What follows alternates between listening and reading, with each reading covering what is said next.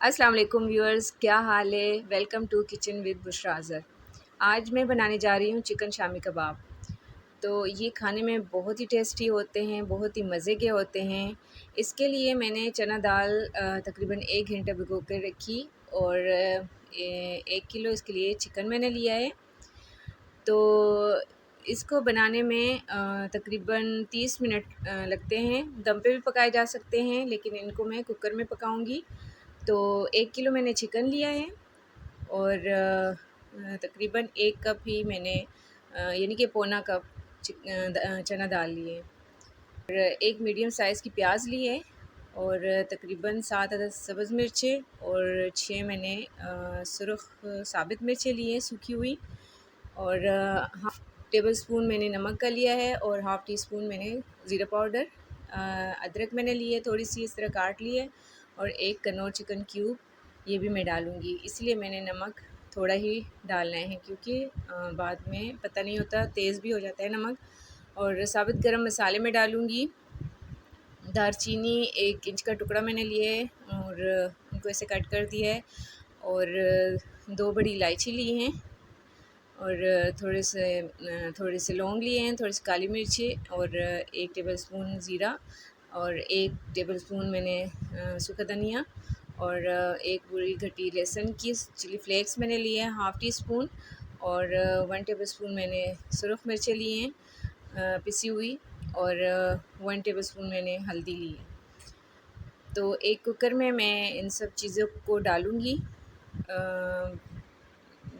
चना दाल, चिकन, ये सारे इंग्रेडिएंट्स मैं डालूँगी और इनको मैं तकरीबन 30 मिनट दूँगी। तो दाल क्योंकि 1 घंटे के लिए भिगोई हुई थी, इसलिए ये गल जाएगी इंशाल्लाह। अब सारे इंग्रेडिएंट्स मैं डाल रही हूँ, ये चिकन, प्याज और ये सब्ज़ मिर्चें, सारा कुछ।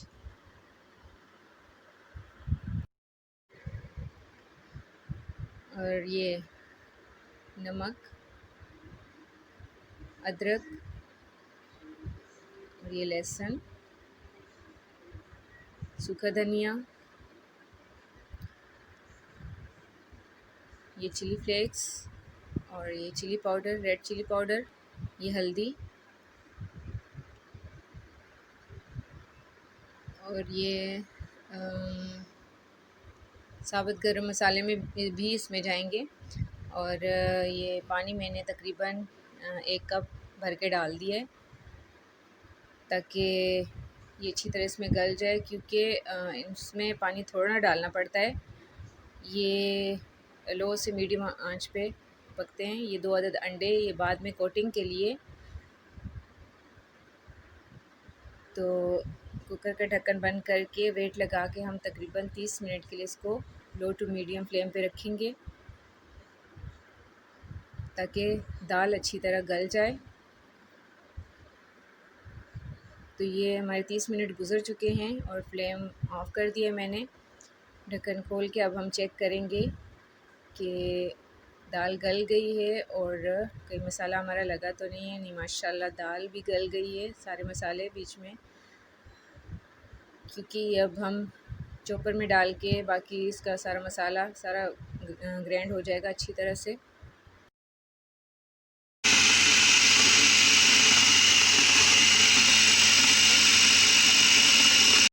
शामियों का मसाला माशाल्लाह अच्छी तरह अब तैयार है, चॉप हो चुका है। और धनिया मैं इसी स्टेज पे डालूँगी, क्योंकि टेस्ट भी अच्छा आता है इसका और इसका कलर भी अच्छा लगता है।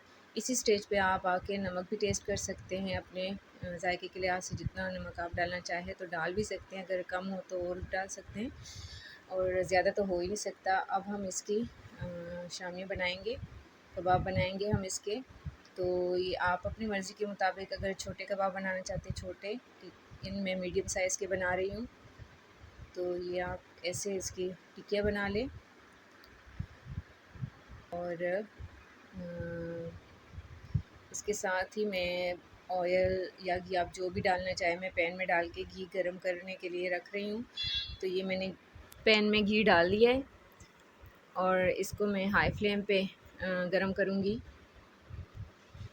तो घी अच्छी तरह गरम होना चाहिए स्टार्ट से।